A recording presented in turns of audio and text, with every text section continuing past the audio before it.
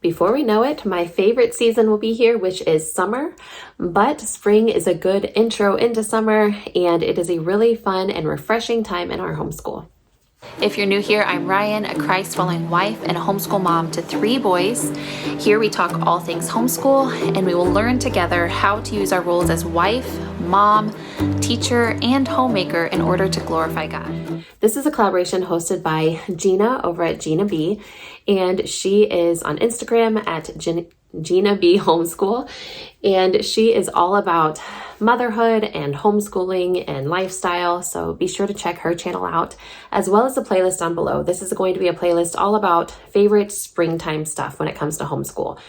And I'm going to share with you today all about how we just change up our homeschool when spring rolls around. We don't necessarily have specific books or activities that we do, but we do change things up because we all need kind of that refresh. I don't know about you, but this is typically the time of year where I'm just like, oh, can we be done already? And actually this year is a little different for us though, because we had kind of a rough fall. So this is actually right where we're picking up momentum. But spring always brings a just refreshment in our homeschool. I don't know, it's just a happier spot in our year. So this is how we take full advantage of springtime around here and what that looks like for us. If you can't tell by my voice, there is definitely more than one reason why I am excited for spring to get here. We are battling a round of sickness at my house, and I tried to keep putting off filming until I got my voice back, but it's taking way too long. So just bear with me and it will, hopefully be better by the next video. So when spring hits, that first 55, 60 degree day, we are sprinting outside. I like to joke that I am solar powered, that the sun literally energizes me. You have the vitamin D and you just have that good, happy feeling with the sun on your skin. At least I do. And my boys are the same way. So day to day, what does this look like? This looks like us literally just taking our regular schoolwork and going from the schoolroom to outside. So we will get a picnic blanket out and we will go lay out in our front yard because it's typically less muddy out there. And just watch the cars go by and do our school out on a picnic blanket or on our front steps. Or in our backyard, we have a trampoline that we've been known to use to do school. We have a back porch with some nice chairs on there that we can do school in. So we literally will just take school outside. We don't change anything up as far as what we're doing. It's just the location makes us happy. And sometimes that's just our read aloud. Sometimes that's our sunlight, but sometimes it is literally all of our school outside. So this is also when we take advantage of more field trips. In the winter, there's just less things you can do. But this year we plan to go to the zoo with some friends. We plan to visit a honey farm, which I think will be super fun. We've never been to one of those before.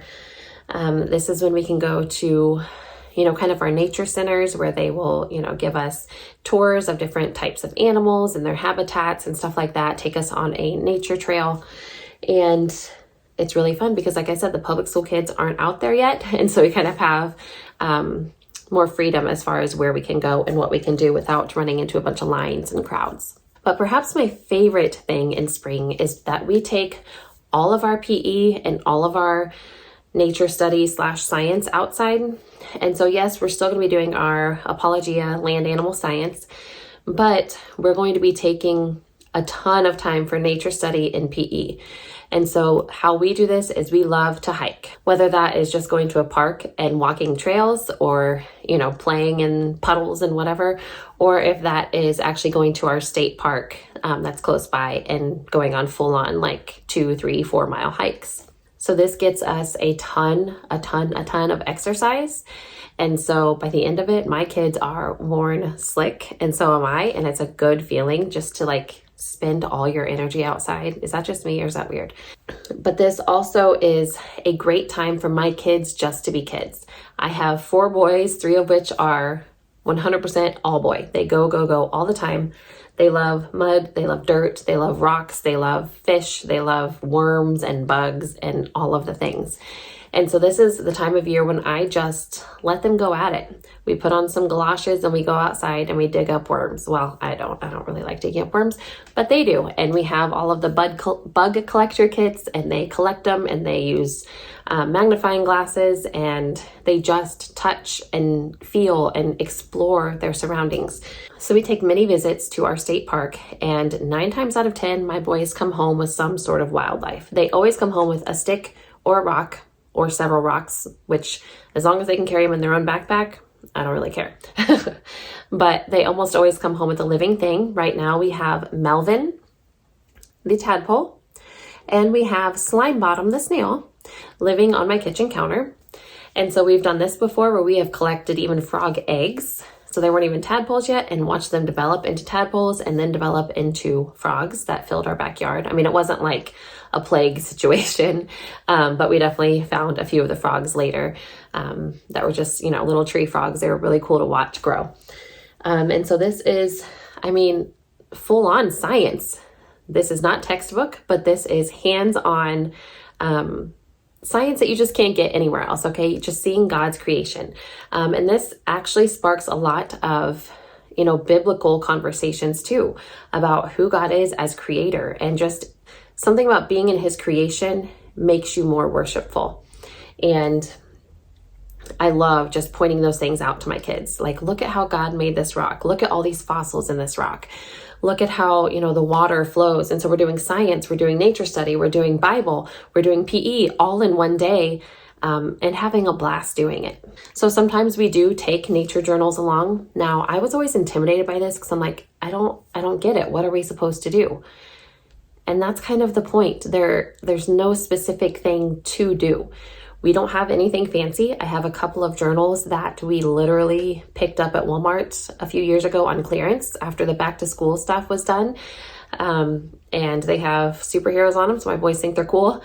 And we just open them up, and I'm like, just find something. Find a rock that you think is cool. Find a plant that you think is cool. Find a tadpole or whatever it may be, and draw it. And look at the details of it and sketch what you see. And then, maybe later on we'll look up, hey, why do tadpoles have this kind of tail or whatever? And then it, expands their knowledge. But sometimes it's literally just making them pause and really look at something and then sketch it out that I think does more good than anything. Another way we take advantage of the spring is I like to garden. I did not get to do my gardening last year. So this year we have a whole new set of circumstances because we have moved and we have a very different setup, and I'm a little nervous on how it's going to go. But guess what? My boys are going to be out there with me and figuring out how do we make a garden on a slope like this in the Midwest where there are a lot of rocks and not good planting soil. So we're trying to do a raised garden bed on a slope. And so this also gets them out there and they get to see how a plant grows and then turns into a flower and then produces fruit from that flower. And they get to, taste the fruit, and we get to cook with the fruit that we produce. Again, we get to see God's hand in all of this. And then we get to, when we come across some problems, they get to help me troubleshoot. Like, why is this plant diseased? Why does this one seem like it has too much water and this one doesn't have enough? Or why does, the soil, why does that seem to not be producing as much as last year? And, there's so much trial and error in gardening, and I just take them along with me on this adventure, and they learn as I learn. I don't have to be a master gardener to teach them these things. We learn together, and we use a lot of Google, and that's okay. But the point is, we're getting out there and we're learning and we're growing together. One of their favorite times was when we were getting these pests in our garden, and we had to figure out what can we do to get rid of these pests but not hurt the plants. And so they love digging up worms and then going and putting them in my garden because they know that, worms are healthy for my mama's garden. So it's a learning experience for everyone, and it's a blast. So for me, spring just makes natural child-led learning easy because they want to be outside. They want to be doing and going, and they can't help but learn out there. And so I just love to let them loose and let them learn. And it's really a true gift from the Lord this season of just new growth and warm weather and sunshine. So this is pretty short and sweet and to the point, but I just wanted to let you know that spring can be a great gift just to let learning be easy. So don't make it harder than it has to be. So let me know down below what your favorite thing to do in spring with your kiddos is. Do you switch up your curriculum? Do you add in new books or new activities? What is it that you do that is just different in the spring that refreshes you? Don't forget to check out Gina B's playlist and check out her channel. And I will talk to you next time. Bye.